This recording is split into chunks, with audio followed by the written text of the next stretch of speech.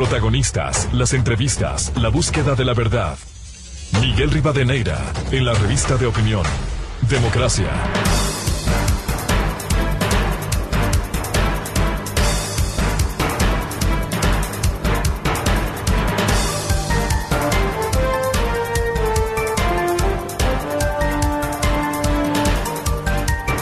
Siete 13 minutos en el territorio continental ecuatoriano, buscando la verdad en la revista de opinión Democracia. Queremos dar la cordial bienvenida a nuestros siguientes invitados: el doctor Ramiro Rivera Molina, articulista del comercio, analista, jurista académico, y el doctor Carlos de Tomaso, constitucionalista, el articulista del comercio. Él es profesor de Derecho Constitucional en la Universidad Católica Santiago de Guayaquil, máster en Derecho Administrativo, PhD en curso de Derecho Constitucional. Bienvenido a nuestros invitados. Queremos empezar con el doctor Ramiro Rivera. Esta mañana, en las próximas horas, está previsto la continuación, pero ya la formalización de los diálogos, en donde se va a establecer la metodología para este proceso entre el sector indígena y el gobierno. ¿Qué debiera esperarse y qué debiera alcanzarse, más allá de este plazo que aparece como un dogal, los 90 días, o en 90 días se atiende, o simplemente volvemos a peor, digamos, si cada vez ha ido peor del 2019 al 2022 y no sabemos qué pudiera pasar más adelante? ¿Qué debiera alcanzarse? ¿Cuáles debieran ser los objetivos? Doctor Ramiro Rivera, muy buen día. Muy buenos días y un gusto compartir con Carlos de Tomaso. Bueno, deberíamos esperar voluntad, predisposición, seriedad y apertura. Esto para todos los actores. Primero, para el actor del sector público del Estado, es decir, el gobierno, sus delegados, sus funcionarios. Luego, obviamente, para los señores dirigentes de la CONAIE. Entiendo que estarán representados ahí también los delegados de las otras dos organizaciones, de la FEINE, de la FENOCIN, y me parece que será muy clave el liderazgo de los representantes que deberían hacer el seguimiento y dar una garantía de ponderación y de seriedad que provengan de la Conferencia Episcopal Ecuatoriana. Esta es una parte, Miguel, de los problemas que tiene el país. No es todo los problemas que tiene el país. Esto se derivó del incendio provocado por el paro, más la violencia vandálica, más la violencia criminal de bandas ideológicamente preparadas, y que llegaron a los 10 puntos cediendo una parte del otro. Lo penoso es que tengamos un país que tenga que llevar los conflictos al extremo de presionar, de sitiar, de secuestrar a un Estado, pero que lo tomen en serio. Obviamente hay temas que están exclusivamente en el ámbito del Ejecutivo. La implementación, por ejemplo, de el mayor presupuesto a la educación interbilingüe, el incremento del bono de solidaridad o el bono de desarrollo humano, la reforma a un decreto ejecutivo, la iniciativa de una reforma legal, son algunos de los temas que el gobierno no tiene por qué demorar, porque forman parte exclusivamente de su iniciativa. Mejor si lo hacen en coordinación con los otros involucrados, que aunque no les corresponda, formen parte de esta lógica de participación y se sientan comprendidos y partícipes. Y de los otros temas también. Yo diría hasta el tema relativo al subsidio focalizado. Yo sé que no hay subsidio focalizado en el mundo perfecto. Toda forma de subsidio tiene sus debilidades y fortalezas, sus distorsiones. Pero en alguna declaración hasta el señor Issa, y cuando le digo hasta el señor Issa, porque es difícil de él encontrar propuestas que sean abiertas, que sean flexibles, que se orienten a una solución. Hasta él escuché algunos criterios generales que ya se han repetido en varias ocasiones y que pueden hacer posible un subsidio focalizado a los combustibles. Esa es una solución a mediano y a largo plazo para que pueda el Estado aliviar la carga fiscal y con ese alivio destinar una buena parte de los recursos liberados del subsidio discriminado para que eventualmente puedan destinar a una política social de Estado, pero que sea de Estado, sostenida por este gobierno y por los gobiernos que vengan. Caso contrario, cada año, cada 2 o 3 años, el Ecuador estará sufriendo este tipo de trastornos que no solamente le dejan inmensas pérdidas económicas, sino le generan profundas fracturas o escisiones en la estructura social. Y una sociedad con una estructura social herida, fracturada, deforme, disfuncional, trae solamente mayores problemas de gobernabilidad. Doctor Rivera, usted decía al comienzo al menos 4 elementos: voluntad, predisposición, seriedad, apertura. Esto implica que en una negociación tiene que haber cesiones de parte y parte. Consecuentemente, ¿usted cree que se podrá llegar a esos acuerdos? Por cierto, atendiendo las demandas indígenas, lo que sea viable, pero por otro, haciendo entender la realidad del país. Eso habría que esperar, Miguel, porque ¿sabe qué? A veces escuchando las entrevistas, los debates, las comparecencias, las voces de los liderazgos que una sociedad democrática existen, es necesario escucharlos. Me daría la impresión como que el Ecuador tiene que resolver en pocos meses problemas estructurales que arrastramos desde nuestra propia independencia. Luego, me da la impresión también, quizá para no poner leña al fuego, para apagar las tensiones, que hay una tendencia hacia la romantización del conflicto. Como que no se importó nada la presencia de grupos armados, como que no pasó nada con los ataques a la fuerza pública, los secuestros, los actos de violencia, que no corresponden a la protesta legítima.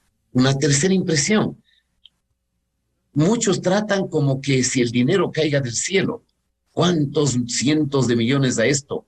350 y pico de millones más al subsidio a los combustibles, tantos millones a otra política, como que el dinero cayera del cielo. Y ese es uno de los grandes problemas de las democracias latinoamericanas y sobre todo de nuestra democracia. Con frecuencia la política, los líderes sociales tienen los pies puestos en el cielo, en el aire. Nadie se pregunta de dónde viene el dinero, qué es lo que hay que hacer para el dinero, porque se pide más recursos para el subsidio, ¿sí? Se pide más recursos para la política social, pero al mismo tiempo se le pone una pistola al Estado para que no haga minería. De pronto se le prohíbe al Estado para que no produzca petróleo, sabiendo que para la humanidad las dos próximas décadas serán claves del petróleo, porque el mundo va hacia la sustitución de las fuentes de la energía. Eso es evidente, es una tendencia mundial. Y entonces no permite una reforma al sistema laboral que lo heredamos del viejo romanticismo socialista del 38 del siglo pasado, ¿sí? Tampoco aprobamos una ley de inversiones, tampoco creamos un ambiente para atraer capitales, confunden la delegación, la administración con la privatización. Entonces, uno escucha toda esa lógica y uno quiere ordenar las ideas y uno concluye en que, bueno, ¿el Ecuador es viable? ¿Somos viables como una sociedad racionalmente organizada, en donde demos prioridad al valor del sentido común, sin desmedro de escuchar las otras voces? Entonces esto suena más a un tumulto, ¿no es cierto?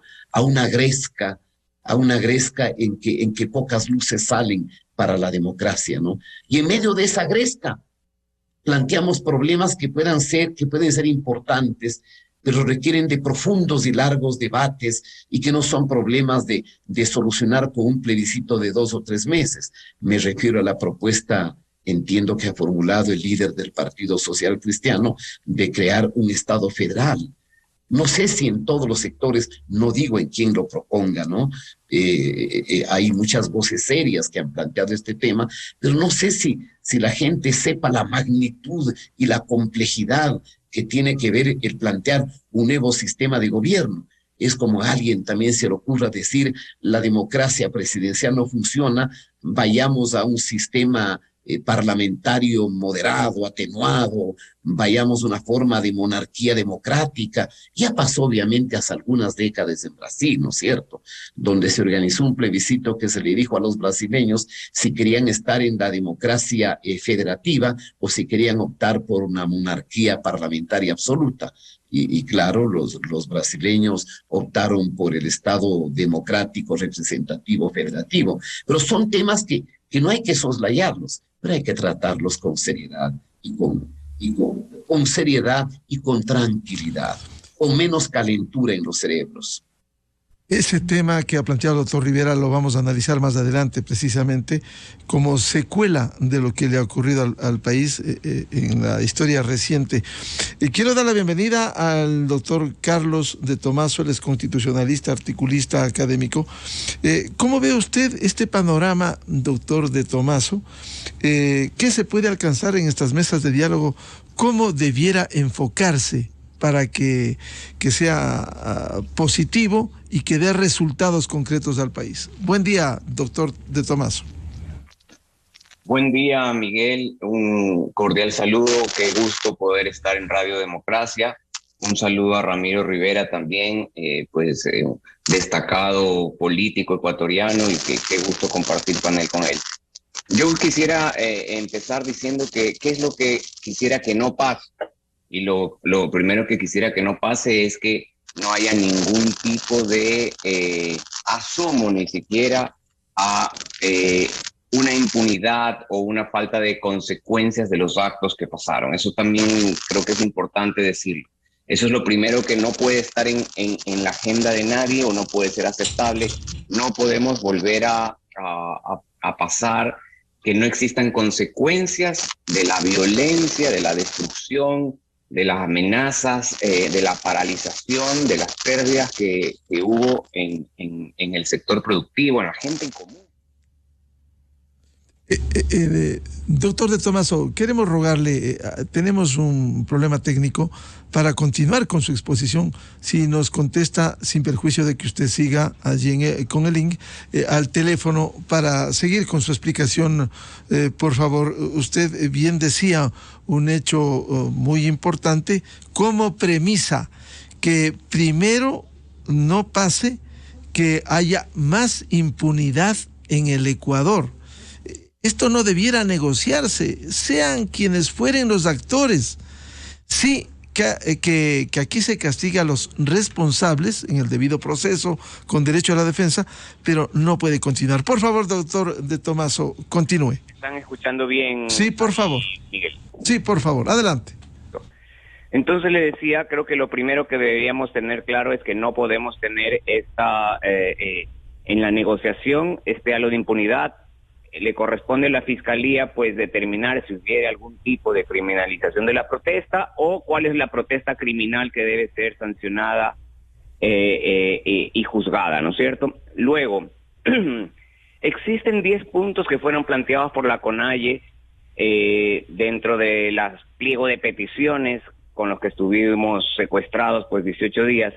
Varios de esos, como decía el doctor Rivera, varios de esos puntos son muy subjetivos, ¿no? Hay uno que se llama política de control de precios o seguridad y protección o respeto a los 21 derechos colectivos, ¿no? Hay que ver cómo se puede enfocar en temas específicos. Hay varios de los puntos que ya fueron resueltos, ¿no es cierto? Ya hubo derogación de decretos en los temas hidrocarburos, ya hubo rebaja del combustible.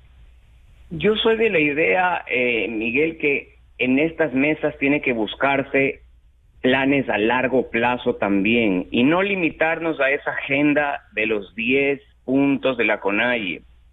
Debemos procurar, si hemos podido construir un ambiente en el cual nos podemos sentar, en el cual la iglesia está haciendo mediación, es ver ¿qué mecanismo dejamos implementado para atender las necesidades sociales de las comunidades, que es en el fondo el problema?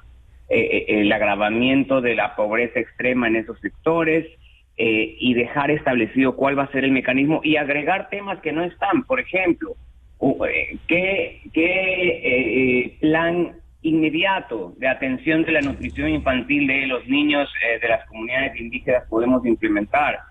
¿Qué problemas de salud tienen? ¿Qué problemas de agro, de semillas, de seguridad en sus cultivos, etcétera? Recoger todo eso y luego ver los mecanismos. También soy de la idea de que tenemos que tener una infraestructura del Estado que esté pensando 24 horas, 365 días al año en estos temas de las comunidades y pueblos indígenas. Hay una secretaría que sin duda vimos que no tuvo ningún tipo de valor, ningún tipo de función, creo que hay que eliminarla. No sé si tendríamos que pensar en la creación de un ministerio, o que las gobernaciones o que los gobiernos locales puedan ser también parte de este plan de ejecución, por ejemplo, hacer convenios interinstitucionales con una de las prefecturas o de las alcaldías de la zona para poder llevar a cabo un plan de salud, un plan de nutrición infantil, etcétera, y que se pueda ver en concreto resultado, un cambio, un acercamiento, porque finalmente lo que estamos viviendo es una consecuencia del distanciamiento que tenemos con esas comunidades. Es decir, una atención más directa, doctor de Tomaso, que permita ir evacuando y arreglando demandas, muchas de ellas que no se han atendido por décadas. Esa es la visión que yo tengo. Incluso para que se den cuenta las propias comunidades que de repente están siendo manipulados por la dirigencia. Pero hay una realidad que no podemos ocultar, que no ha habido una atención directa a esas necesidades. Es más, hasta le pudiera decir que no hemos podido levantar realmente el inventario de cuáles son los principales y prioritarios problemas, y hay muchos sectores, ¿no es cierto? Porque no solamente están las comunidades de la sierra, también están las comunidades de la costa, y en la costa también tienen muy serios problemas de salud, de desnutrición, de problemas de pago de créditos, problema de compra de semillas, problema de tractores, y sin duda pues está lo de los combustibles. Ayer en una entrevista en radio había un agricultor que decía que se plantee un plan que se llame el diésel agrícola, que pudiéramos, que se pueda establecer algún tipo de catastro o de inventario de quienes pueden utilizarlo. Y como bien decía Ramiro Rivera, en el momento en que se dejan de aprovechar del subsidio quien no tiene que aprovecharse, se liberan cientos de miles de recursos, pero el tema es que no se comunica adecuadamente que esos recursos tienen que ir directo a las comunidades. Da la apariencia pues que el romper la focalización implica que va a llegar más fondos al gobierno central y no se los va a ver. Entonces creo que es también estas mesas una oportunidad de explicar qué pasa si se deja de cobrar o de subsidiar los combustibles, que se pueda formar un fondo fideicomisado seguro en el que puedan tener la certeza de que lo que se deja de subsidiar va a regresar en servicios en sociales para atender las demandas sociales. Creo que hay también un problema de comunicación muy grande que provoca pues que haya una manipulación o haya las consecuencias que hemos tenido. Fíjense que una de las cosas que me deja el paro, ayer estaba también en una entrevista con María Paula Romo, que ella escribió un libro sobre lo que pasó en octubre del 2019. Finalmente vemos que la comunidad indígena siente que si no se levanta de esta forma no va a ser escuchada. Y eso es lo que yo creo que hay que cambiar. Tiene que haber un mecanismo en el cual se sientan escuchados, se sientan atendidos, se sientan que alguien está preocupado ¿no es cierto? Son una comunidad que incluso en nuestra Constitución está dentro de los grupos vulnerables que requieren mayor y prioritaria atención, y eso es lo que yo espero que salga de esta mesa. No simplemente sentarme a ver los 10 puntos, sino ¿qué hacemos para que esto no vuelva a suceder? Doctor Ramiro Rivera, importante señalar, recoger esto de que vaya más allá de los 10 puntos y que incluso hay una relación más directa. Quizás esto pudiera afectar a quienes tienen controlado a los movimientos, como el caso del señor Isa con el movimiento indígena, o Fenocin o Feine, es decir, ir mucho más allá para atender directamente, escuchar, porque en las manifestaciones últimas hubo testimonios de algunos indígenas que salen sinceramente obligados por la dirigencia y que no entendían los planteamientos, los 10 puntos, ni lo que ellos auténticamente quieren que sean atendidos por el Estado ecuatoriano. Doctor Rivera. Sí, sin duda. Primero, compartir todos los planteamientos de Carlos que son ponderados, son viables, son interesantes y deben ser escuchados. Los actos de violencia no pueden quedar en impunidad. Si la impunidad se impone, estaremos aumentando un precedente adicional de que aquí todo se hace a la brava.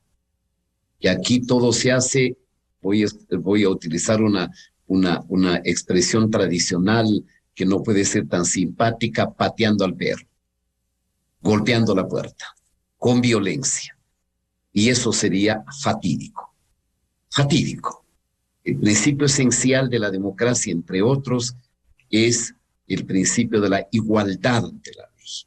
No puede ser que la ley la tienen que incumplir algunos, menos el señor Isa, porque tiene poncho y porque es el líder indígena, o porque es intransigente, o porque es bravo, o porque nos amenaza con un nuevo secuestro de las ciudades, con una nueva destrucción de las ciudades. Aquí sería con el tercer estallido, porque el primero fue en octubre del 19, el segundo en junio del 22 y el tercero cuando él quiera, cuando él esté en posibilidades de alcanzar el triunfo. Me parece que a nivel, si bien se arguye, y pueden tener alguna razón, obviamente, de que cada pueblo y nacionalidad indígena tiene sus propios códigos de entendimiento, tiene sus propios mandos, sus propias jerarquías. No es menos cierto que hay formas de manipulación y formas de violencia. Por ejemplo, si una familia campesina no sale a una manifestación, le imponen una multa, 30, 40, 50 dólares. Y yo tenía, a través de una familia muy cercana, 2 trabajadores que trabajaban cuidando y regando unas plantas de aguacates, ¿ya? Y a veces decía, tengo que irme, pero ¿por qué tienes que irme? Porque si no me voy a la manifestación que ha ordenado fulano de tal en Cayambe, me quitan el agua. Y además de quitarme el agua, me pueden destruir la cerca de mi propiedad y me colocan una multa. Y te dan algún documento de la multa. Sí, este papelito, un papelito manuscrito donde no se veía un sello, la organización y nada. Y digo, ¿y hay asambleas donde te rindan cuentas? No, no rinden cuentas. Y entonces también en el mundo indígena hay sus jerarquías caciquistas. El jefe que vende miedo, el jefe que da favores, el jefe que excluye. A nombre de esa famosa democracia comunitaria, que sería una especie de asambleísmo, ¿no es cierto?, montonero, de la reunión del tumulto. ¿Sabían los ecuatorianos que no hay elecciones directas, universales y secretas? No las hay. Y entonces el indígena humilde tiene terror en alzar la mano que le disguste al jefe de la comunidad o al caballero presidente de la CONAIE. Habían testimonios de señoras humildes que decían, no sabemos por lo que venimos, dijeron que va a haber esto. Otros dijeron, nos colaboraron con 10 o con 20 o con $20. Entonces, claro, eso sucede en todas estas democracias donde el caudillo, el jefe, el populismo interno, el clientelismo manipula a la gente. ¿Por qué cree que cuando, yo me acuerdo, el vicepresidente Otto Sonnenhösler visitaba directamente una comunidad, le salió ahí un dirigente que decía que quiere un ejército propio para los campesinos, y dijo que no puede atreverse a venir a nuestros territorios. ¿Se imagina semejante locura? Que iban a dividirlos. Es que me parece que para la élite populista y manipuladora de las organizaciones indígenas no les interesa la presencia del Estado. Y entonces el Estado ausente, es decir, aquel que no está presente, aquel que no llega con políticas, aquel que no llega con ayudas, con programas sanitarios, programas de saneamiento ambiental, programas de educación comunitaria, programas de vacunación directa, programas de vitaminizar a los niños, de un mínimo de dieta que les impida llegar a un estado de desnutrición, no les interesa a los dirigentes. Y claro, a eso se aumenta o se agrega la desidia o la indiferencia del Estado. Me pregunto, ¿qué hizo durante un año en la Secretaría de Pueblos y Comunidades y Nacionalidades Indígenas el señor Pachala? Además de ponerse el poncho rojo y aparecer como indígena.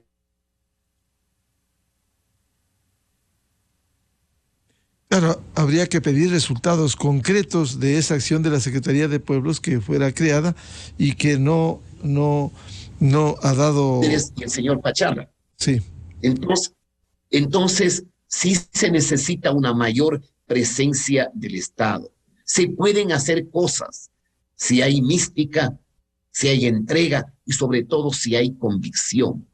Porque estamos absolutamente claros que una sociedad con enormes disparidades económicas, una sociedad que permanece impasible ante estados de pobreza extrema, es esa pobreza extrema, la sensación de abandono, la sensación de no ser parte de esto que se llama el Ecuador, es decir, de no tener un sentido de pertenencia a lo diversos que podemos ser, de lo que se aprovechan los líderes indígenas enajenados en el sectarismo y en el credo del marxismo-leninismo. Eso es lo que tenemos que entender, porque a mí me sorprende cual señor Issa para eludir la audiencia de la Fiscalía en La Tacunga, dijo que abogaba por la independencia de poderes. Y o sea, qué buena noticia. El señor Issa cree en la división de poderes, no cree en el Estado omnipotente y todopoderoso, donde el poder tiene el Partido Comunista y el resto el látigo, la bala y el silencio. La formación ideológica de muchos líderes campesinos, Miguel, es altamente peligrosa, porque no se educan en los valores de la democracia, se educan en los valores del sectarismo, de la quimera, del fundamentalismo, del dogma. Y el dogma implica que el hermano mestizo no es hermano mestizo, es el burgués al que hay que eliminarlo. Que el Estado no es la estructura en función de la gerencia del bien común, sino el Estado burgués también al que hay que destruirlo. O sea, lo que vivimos en la mitad del mundo, en Pomasqui, lo que se vive en Calderón, lo que se vive en otros sitios de la ciudad de Quito, urbano marginales, lo que se vio en el Puyo, no es broma, es algo serio. Significa que en el Ecuador ya están operando grupos que han llegado a la convicción de que hay que tener las armas. ¿A nombre de quién? De Mao. ¿Sabrán cuántos millones de seres humanos se asesinaron en la revolución cultural de Mao en la China popular? A nombre de Stalin. Sabrán que Stalin mató 3, 4, 5, 10 veces más de seres humanos que mataron los nazis, o de Podkol. O sabrán que Che Guevara era un sanguinario, o creen que Cuba de Fidel Castro es un paraíso. Eso es lo riesgoso para el país. Por eso, entre las cosas que tendrá que hacer el Ecuador como un objetivo nacional, es reinstitucionalizar y volver a fortalecer instituciones claves del Estado, como la policía y las Fuerzas Armadas, que fueron debilitadas, aniquiladas, diezmadas, desmanteladas por el populismo autoritario del señor Correa. Doctor Ramiro Rivera, este tema de compartir responsabilidades del Estado, el gobierno central, con los gobiernos autónomos descentralizados, no debiera ocurrir en el ámbito local, porque daría la impresión que los gobiernos descentralizados, los 221 municipios, las 23 prefecturas, están desconectadas de esto. Bueno, algunas estuvieron conectadas, pero para la violencia, no todos. ¿Cómo lograr que los gobiernos descentralizados sean parte de la solución? Uno de los problemas del presidencialismo es el centralismo. La centralización de las políticas, la centralización de las decisiones. Y un régimen excesivamente centralizado es un régimen burocratizado, es un régimen que tiende a corroer de corrupción los segmentos de las entidades públicas y abandonar al resto del país. Que a las alturas del tercer milenio no hayamos podido construir una democracia con altos niveles de desconcentración y de descentralización es una vergüenza. Que no todos los municipios tengan políticas sanitarias, que no todos los organismos, los famosos GATS, porque los decimos con una soberbia, ¿no? Que da la impresión que son gobiernos autónomos descentralizados, no se dediquen también a sumar y a arrimar el hombro en temas de seguridad, de saneamiento ambiental. Es una locura. ¿No se acuerdan? Hasta hace poquísimos años, me parece que un canal respetable de televisión a nivel nacional nos colocaba los videos de volquetas llenas de basura de más de un municipio de las ciudades del Ecuador botando la basura en los ríos. El nivel de salvajismo en pleno tercer milenio en el que hemos incurrido. ¿Y a qué se dedican muchas veces los municipios? Ni siquiera a hacer obras esenciales como agua potable y alcantarillado. No voy a mencionar las ciudades, pero por ahí hay una ciudad del Ecuador que ha recibido más ingresos que todo Quito para el agua potable, mientras Quito tiene proyectos de agua potable que llegan al 95% de la población, con previsión hasta el año 30 y 50, esa ciudad, sus habitantes siguen condenados a tomar agua entubada cuando han recibido decenas y centenas de millones de dólares. Porque el problema muchas veces es que al gobierno local está más acompañado y más omnipresente la corrupción, el clientelismo y la política patrimonialista. No tiene sentido. Gobiernos locales que se encargan en cambio de hacer obras chiquitas que no le sirven a la gente, que son de estética, que son de apariencia para ganar las elecciones. O gobiernos locales que gastan 500,000, 800,000, 1,000,000, 2 millones en una fiesta del año trayendo artistas internacionales para que la gente se divierta. Yo sé, Maquiavelo en la época renacentista decía en efecto que los príncipes que no están en posibilidades de conquistar la alegría de sus ciudadanos con obras y con bienestar, debía darles alegría y circo. Eso tiene que cambiar. Eso tiene que cambiar. Por eso, Carlos ha tenido toda la razón. Hay que comprometer a los gobiernos locales, provinciales, cantonales y parroquiales a que se sumen a un todo integrado, coordinado, funcional, potencialmente eficaz a atacar los problemas de la pobreza extrema. Ese debe ser un objetivo nacional permanente. Doctor Carlos de Tomaso, volvamos. ¿Cómo reinstitucionalizar al país, como bien reivindica un tema estructural el doctor Ramiro Rivera, y lograr instituciones fuertes, sólidas, que permitan no solo en este caso, en esta coyuntura, atender las demandas, sino que además pongan orden en el país luego de la desinstitucionalización que se hizo desde hace 14 años. Pues bien, es un tema muy importante el sentarnos con frialdad, con sentido de responsabilidad nacional a mirar la realidad y el futuro del Ecuador. Ayer se ha lanzado una propuesta de un Estado federal. Soy de los que piensa que cualquier propuesta es colocar una herramienta, no tiene que ser mirada como una especie de sanción o revanchismo, ¿no? Son modelos de estados que buscan finalmente o deben buscar finalmente mejorar la calidad de vida de las personas. Ningún sistema te garantiza éxito, ¿no es cierto? Lo que te garantiza éxito es el compromiso que tengas como país, como autoridades, de salir adelante, de cumplir. De hecho, hay muchos modelos o federales o el español autonómico que puede también tener muchas cosas que corregir, ¿no es cierto? En España se creó una segunda centralización en las comunidades autonómicas. Entonces se pudiera construir un sistema pues mejorado. Sí soy absolutamente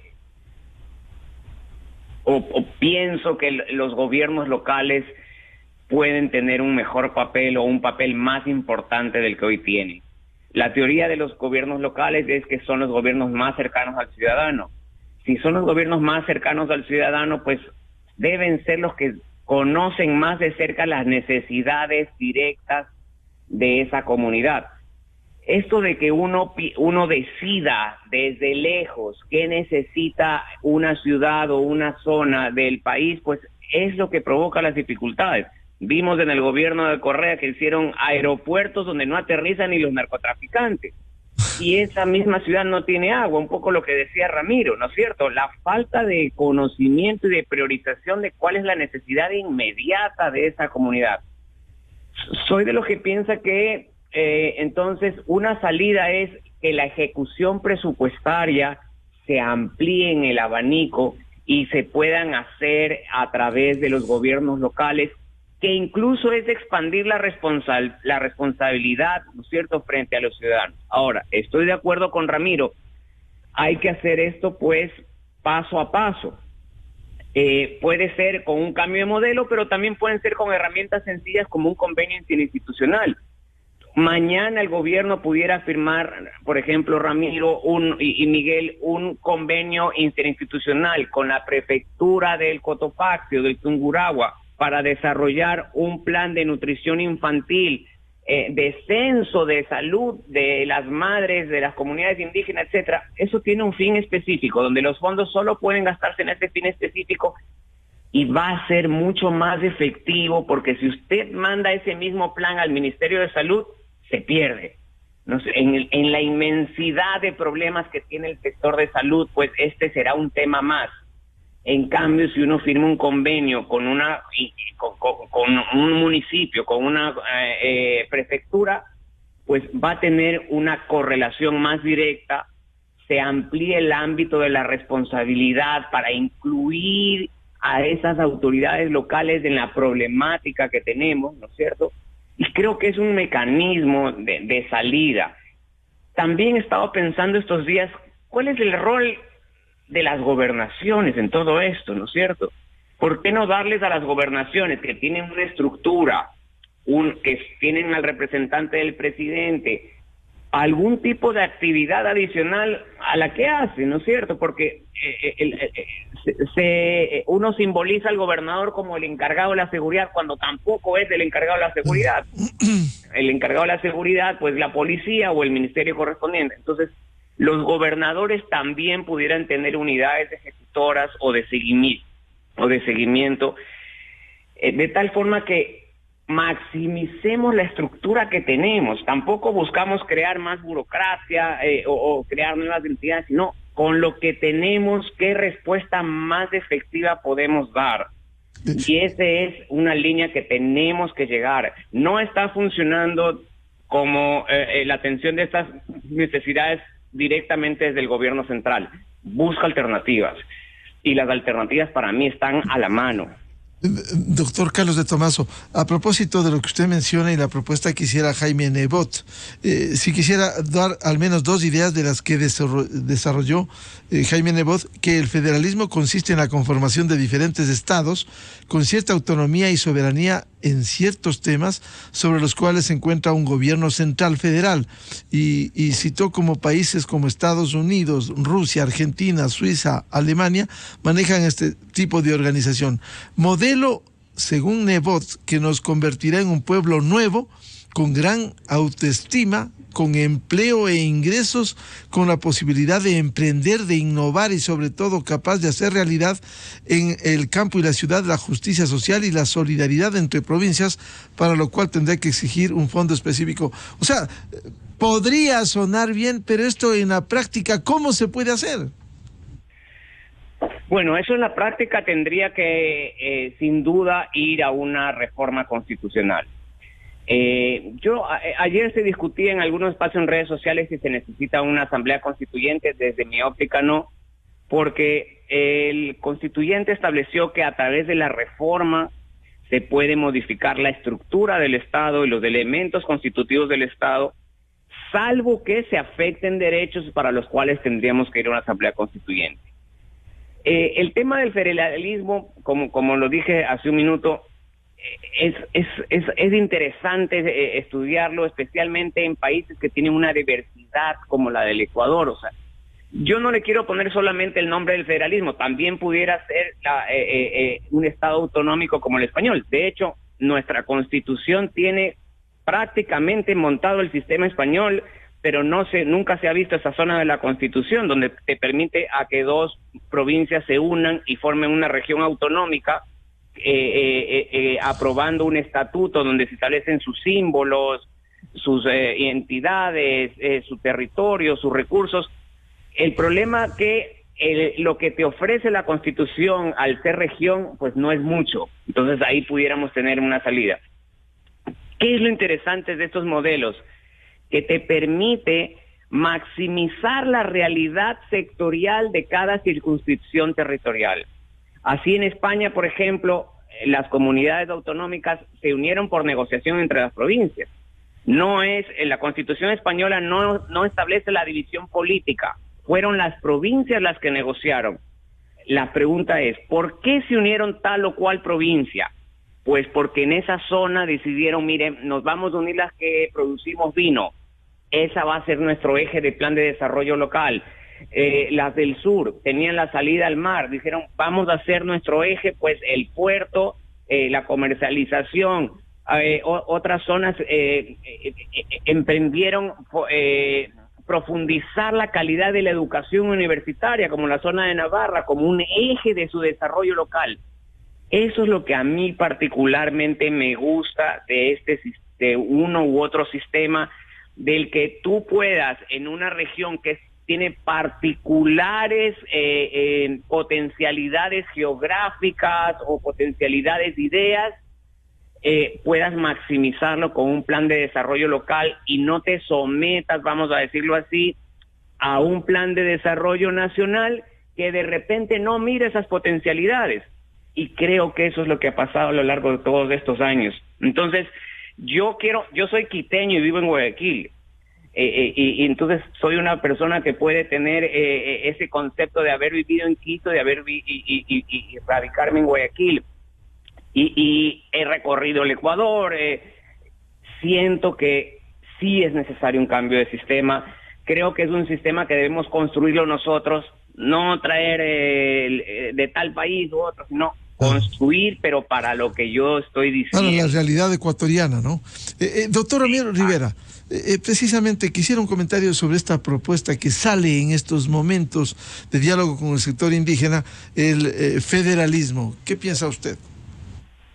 Bueno, nunca hay que cerrarse a considerar las ideas y a examinarlas.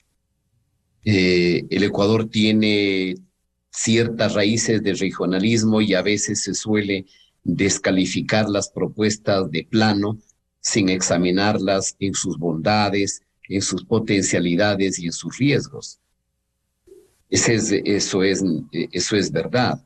No es menos verdad que a veces en momentos de crisis económica y de convulsión traemos al debate un tema, nos calentamos con el tema y a la vuelta de esquina nos olvidamos.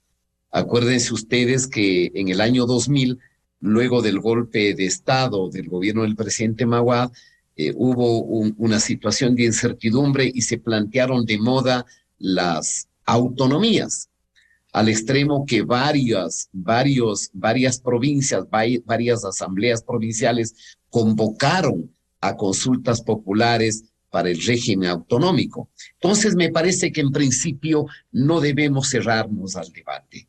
Segundo, si no hemos sido capaces, al menos, de construir instituciones que sean operativas y funcionales para que opere y funcione, aunque redunde, la democracia presidencial, cualquier otro debate también tendrá sus serias complicaciones. Pero si podemos aprovechar de las potencialidades, si podemos aprovechar de niveles de autogestión, si podemos examinar mecanismos de distribución territorial del poder, bueno, no huyamos a la idea, al menos pongámoslos en el debate para la discusión y para el análisis. Y en este caso la pregunta sería, ¿cuál sería el alcance del Estado federativo? Porque si vamos hacia un Estado federativo, ¿qué significa? Digamos que en el peor de los casos, el Ecuador tenga 24 estados. Imagínese usted el estado de Zamora, o de Orellana, o de Sucumbíos, o de Esmeraldas, o de Bolívar, o de Cañar, con asamblea legislativa propia, donde tendrían bajo su responsabilidad las leyes para su estado, la compatibilización entre las políticas de los parlamentos estadales con el Parlamento Federal. Bueno, para comenzar tendríamos 24 congresos. Implica que cada estado deberá tener sus propios organismos del Estado federal.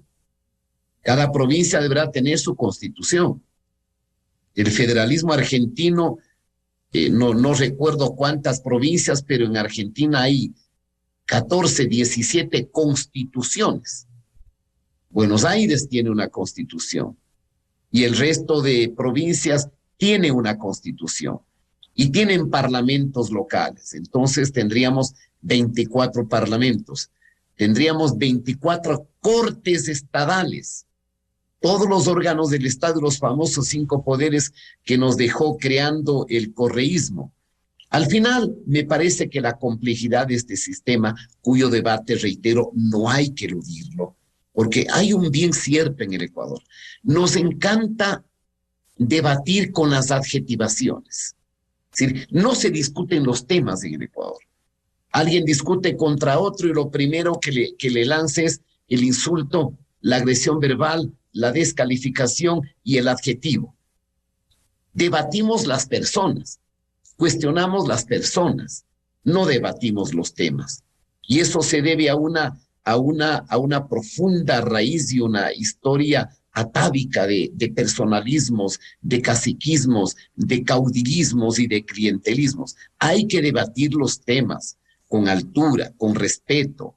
Si viene una propuesta de alguien que ha sido parlamentario, ha sido 2 veces candidato a la presidencia, 20 años un excelente alcalde de la ciudad, porque si algo debe envidiar el resto de ciudades, una envidia sana, reitero, y la propia Quito, es ver un Guayaquil hermoso, desarrollado, que puede tener problemas como toda ciudad, y que es consecuencia de casi 30 años de alcaldías de la misma tendencia, con los mismos programas, dándole continuidad frente a la tragedia de Quito, con un vacío de liderazgo, una ciudad empobrecida, una ciudad que se ha hecho fea, El centro de Quito no puede ser algo más tétrico que tenemos, siendo el centro colonial más hermoso de América Latina después del de La Habana.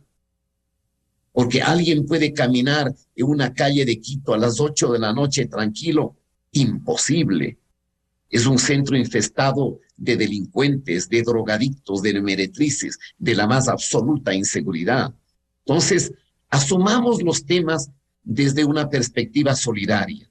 Y el federalismo implica que usted tenga capacidad, diríamos, cultural de empujar la temática para que sea posible, ¿no es cierto?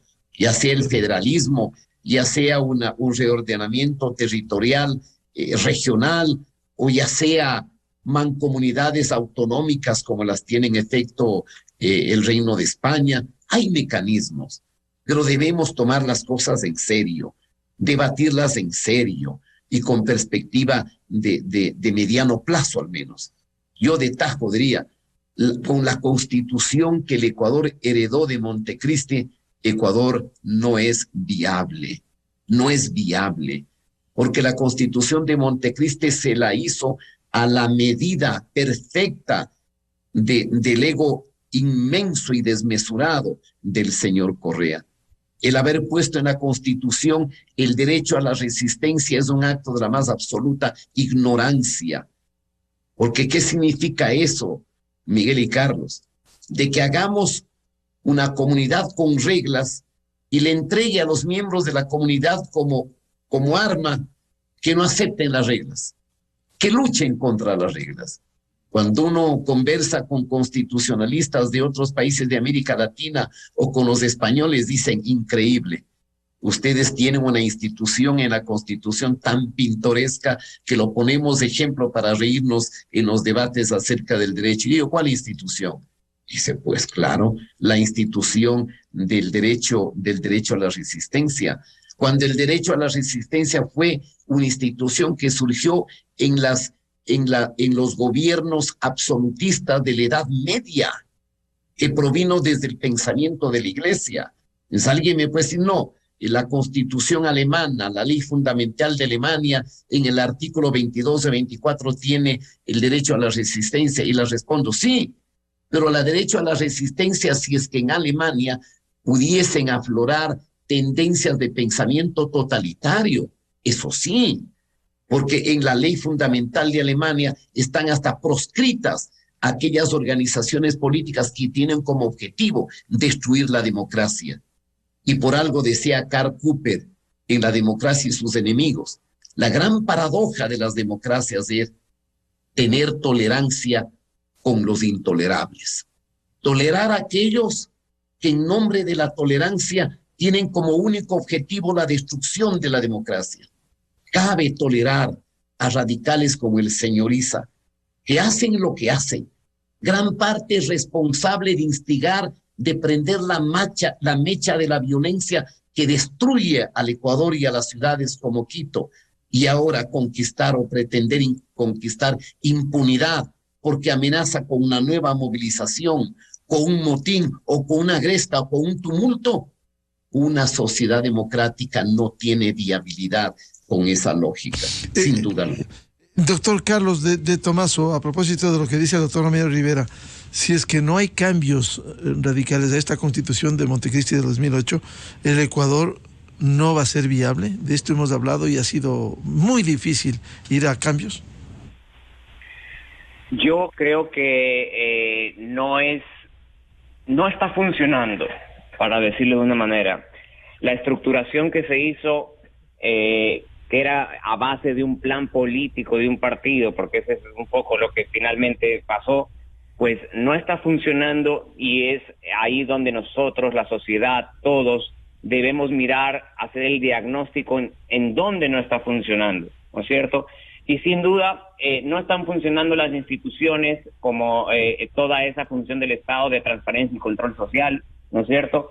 No está funcionando la Asamblea Nacional por la calidad de asambleístas que se tiene, porque terminamos diciendo en la Constitución que para ser asambleísta se necesita existir, no se necesita nada más.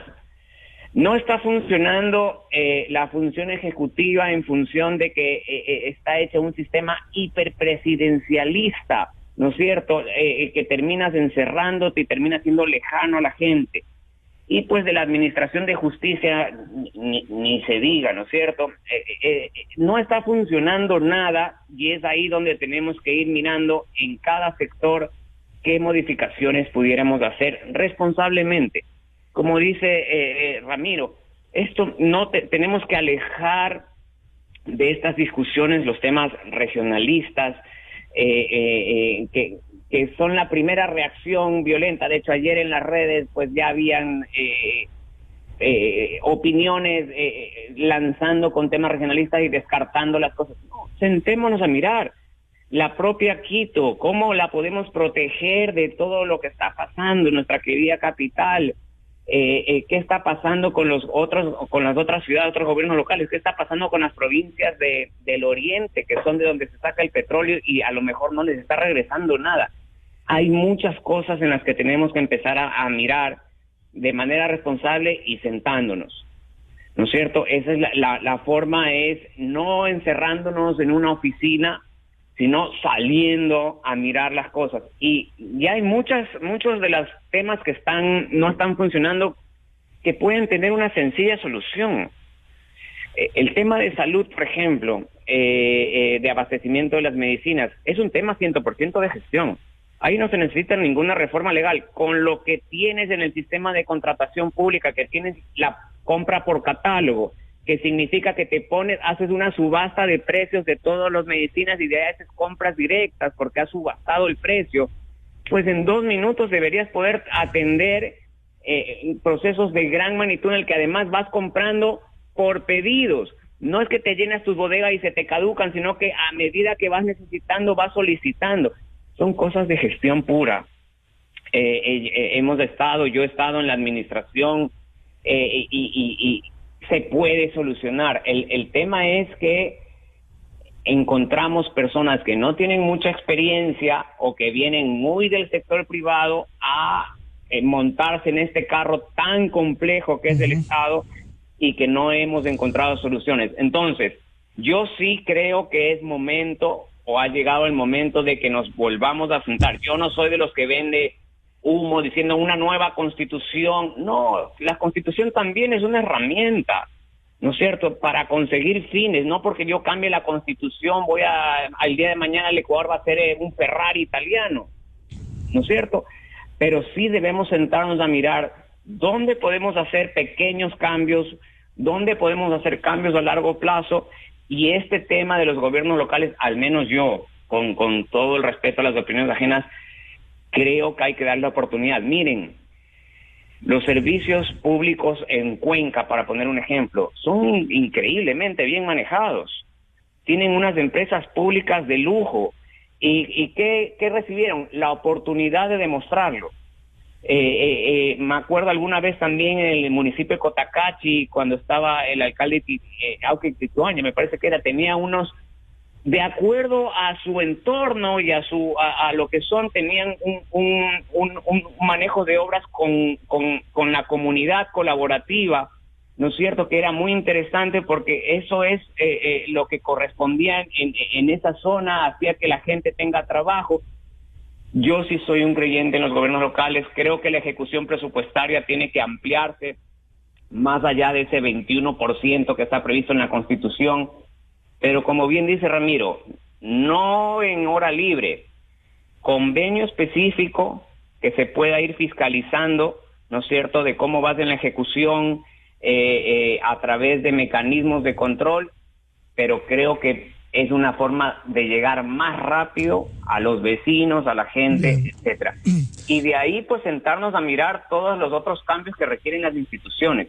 Escuché que se viene un juicio político a los miembros del Consejo de la Judicatura, etcétera. Tenemos que también proteger de que no se desbarate todo, porque tampoco desbaratando todo vamos a encontrar soluciones a la crisis que estamos viviendo. Y ahí pescan el río revuelto los que quieren desestabilizar este país y hay que rechazarlo. Muchas gracias al doctor Ramiro Rivera y al doctor Carlos de Tomaso por ilustrar en un tema tan importante la parte institucional y cómo debiera enfocarse este diálogo que se instala en las próximas horas entre indígenas y el gobierno. Muy amables a Ramiro y a Carlos, su atención a la revista de Opinión Democracia. Muchas gracias, buenos días. Usted, Miguel. Muy amables. Buscando la verdad en la revista de Opinión Democracia, 8:12 minutos en el territorio continental ecuatoriano. Vamos a una pausa publicitaria y ya volvemos para analizar la situación económica, los desafíos del nuevo ministro de Economía, Pablo Arosemena, y temas de interés como la derogatoria de la ley humanitaria por parte de la Asamblea Nacional. Invitados, la doctora María Laura Patiño, el doctor Napoleón Santamaría y el ingeniero Osvaldo Landázuri. Miguel Rivadeneira en la revista de Opinión Democracia. Bienvenidos al microinformativo de la hora. Natalia Arias, asambleísta de Creo, señaló que la manipulación de los curules de varios asambleístas buscando cambiar la votación y destituir al presidente Lasso debe ser investigada. Pidió a la Asamblea y a la Fiscalía se abran los procesos necesarios para esclarecer el hecho delictivo. Agregó que se debe dar seguimiento a las amenazas y persecución de la que fueron